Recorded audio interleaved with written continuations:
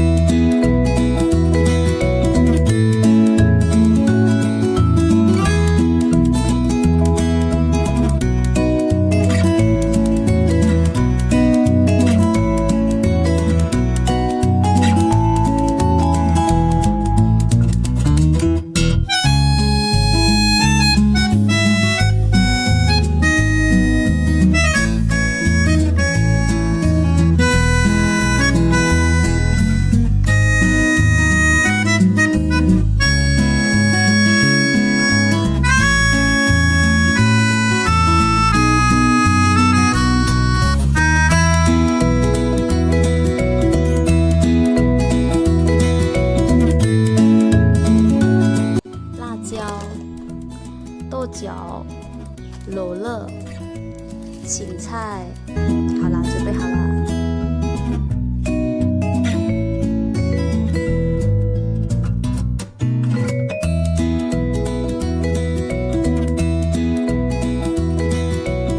把猪肉、大蒜、辣椒还有豆角都切好，油放进去，大蒜放进去。辣椒放进去，